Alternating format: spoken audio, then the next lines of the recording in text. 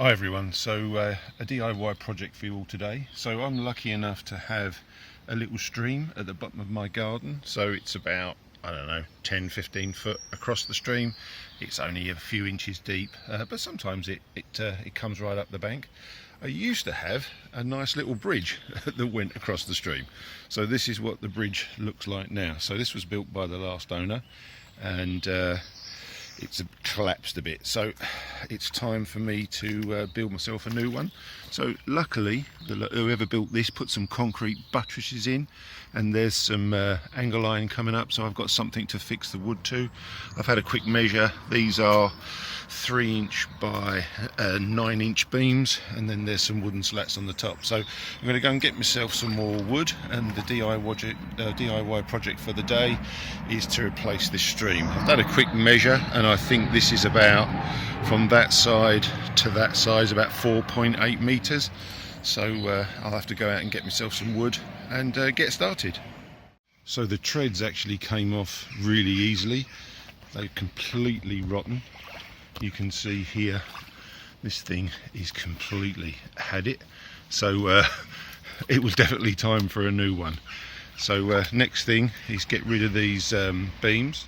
The beams are held in with pieces of angle iron here, and there's a bolt that goes all the way through. So I might have to put some WD-40 or angle grind those off, but other than that, this should come off fairly easily.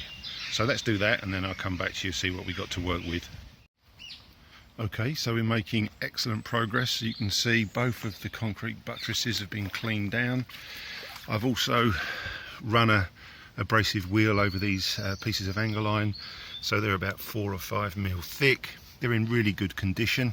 So what I'm going to do, I'm going to put some of this on, Rusting's rust converter. So that converts any surface rust into a hard non-metallic surface. So I'm going to paint that on those, then prime them, and then put a top coat of a bitumen based paint on top. And then I've got myself some stainless steel 10mm bolts, nuts and washers, and they'll go through that and just bolt the wood. It's not to stop it falling off. When this stream floods, and sometimes it does, it can get as high as this, and it'll put sideways force on the bridge, so that way it will keep it all intact. I've hosed everything down, given it a good clean. So yeah, that's how we've got so far. So I'll prime all that, and then it's going to take 3 or 4 hours to dry apparently, so I think that's me done for the day. So I'll be back soon cutting the wood and starting to rebuild the bridge. Okay, so I've put the rustings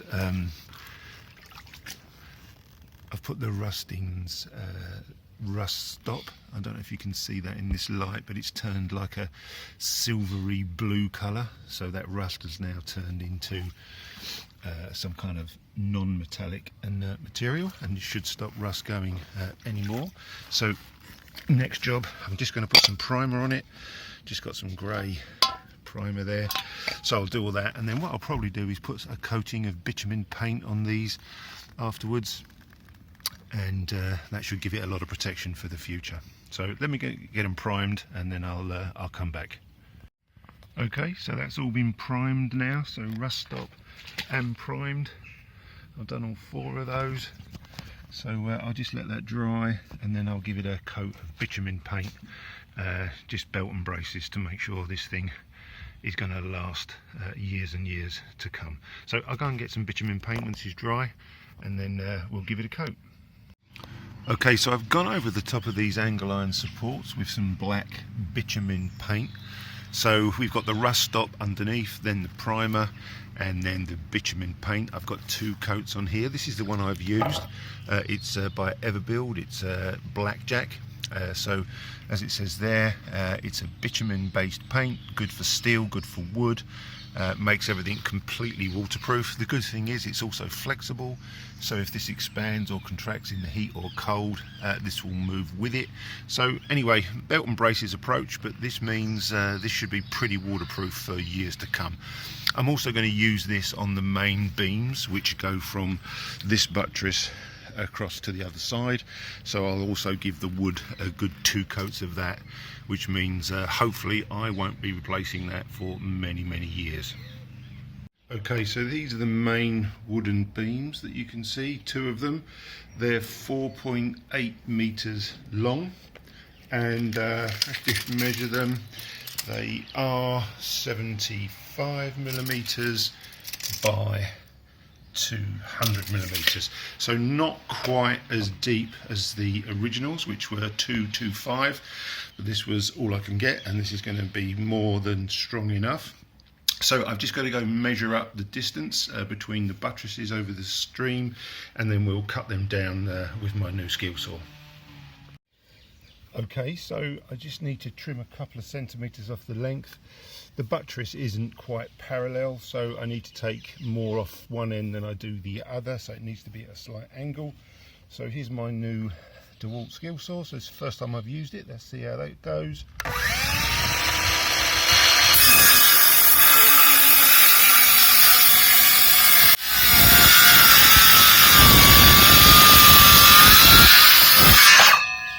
I have to say that cuts through that like butter. So now we just flip it over and cut the other side. So because this is 75mm deep, this has a cutting depth of 55. I've got to do it on both sides. So let's just rip the second side down.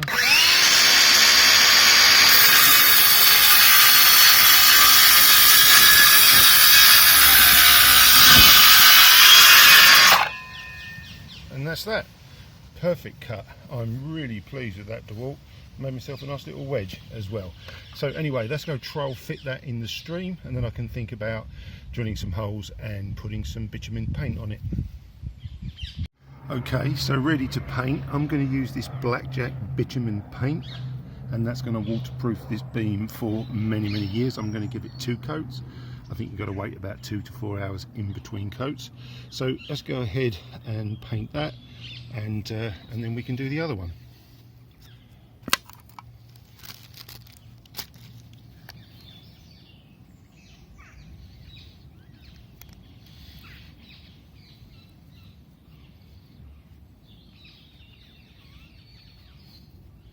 So put it on really thickly, and that's going to give that a really good waterproof coat. And given that this is a really damp environment going over the stream, I think it's important that if I take care of this now, I won't be doing this now for a good few years again.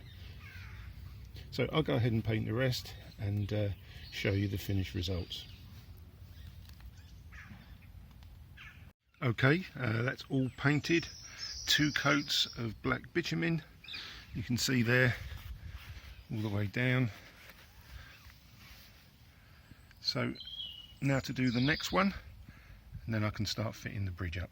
So let's get on and do the next one. Okay, so I've done both of them now, all cut, stained, and then I've laid them in between the 2 concrete buttresses. So now the next thing to do is to bolt them to these anchor brackets. I've drilled holes all the way through, so it's time to fit some nuts and bolts. So I've bought myself some stainless steel nuts, bolts and washers, M10, so they're not going to rot, and if I have to take this thing apart again, it's all going to come apart nice and easily. So let's get these things bolted in. Okay, so the bolt's in. Let's just do this up quickly. Doesn't have to be massively tight, it's not holding it down, it's just stopping it from slipping away if the stream actually floods, which it has been known to do on occasion. So that's that one done. Bolts in. Just have a little look on the other side. Got a nylock stainless steel washer on there as well. So do all 4 of those, and then I think the next thing I'll do is I'll put some braces in between, just a couple, just to stop these flexing from the vertical. So I'll go ahead and cut those and get those installed, and then we're ready to put the treads on.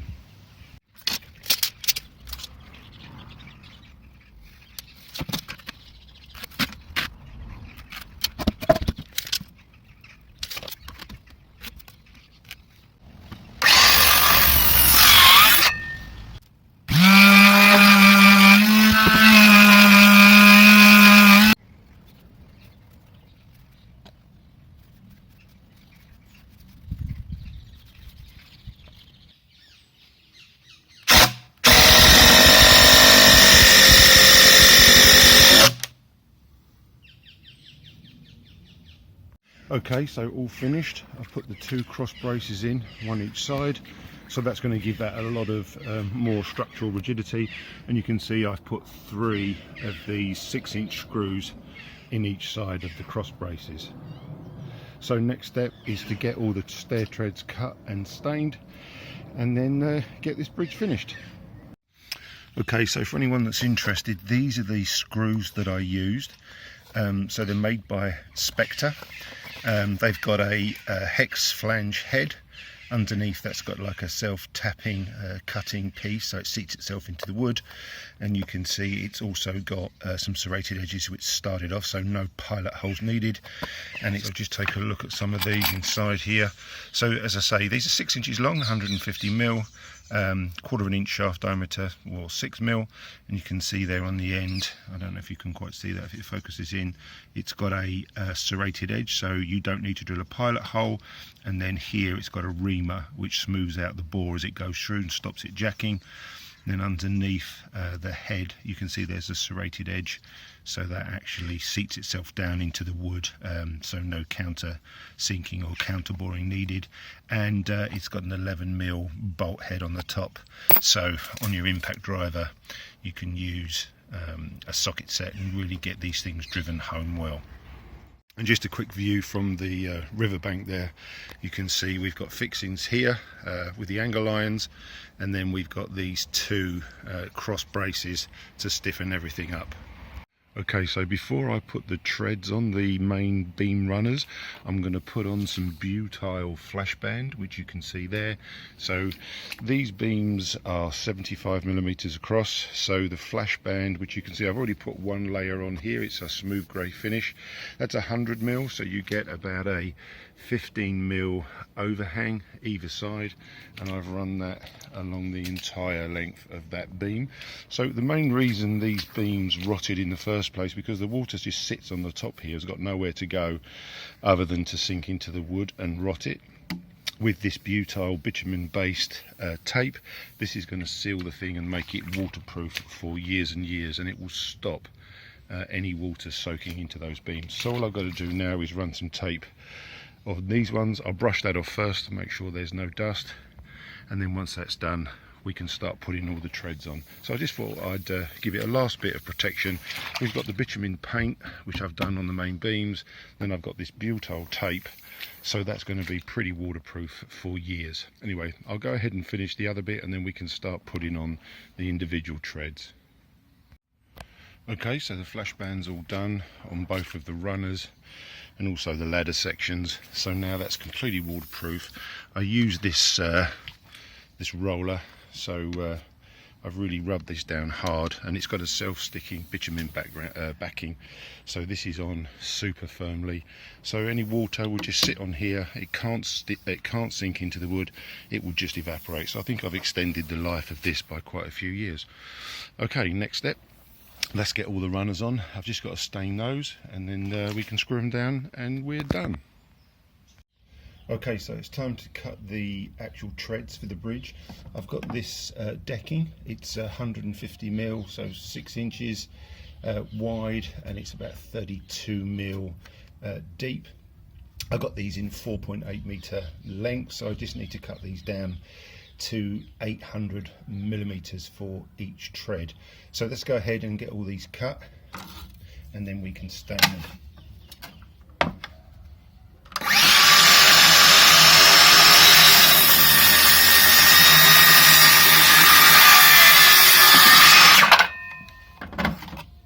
So that's one down, 32 to go.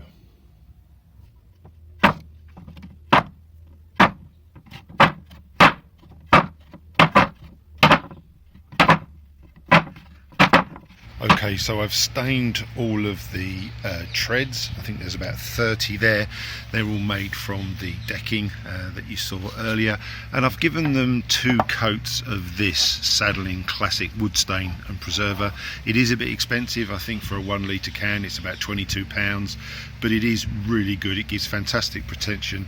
This has got 2 coats, and I've used it before on other projects. It doesn't crack, it doesn't peel, and so when you come round to doing further coats a few years down the line, it's just a simple matter of cleaning it down and then putting more coats on. So I would recommend that if you're wondering what you should use. So there we go. So that's all 30 treads. So let's go and pin these onto the main beams of the bridge.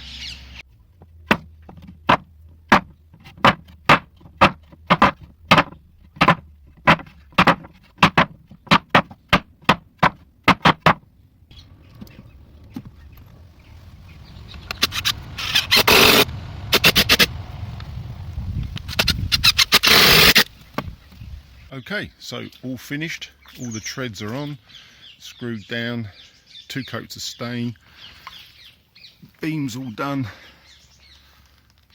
Came out really well. So if you think about what this looked like when we started, completely rotten, I'm really happy with the way that this finished up. Today, got a nice bridge now. Hope you like the video. If you do, please consider subscribing and maybe even hitting that notification bell. And I'll see you in the next video.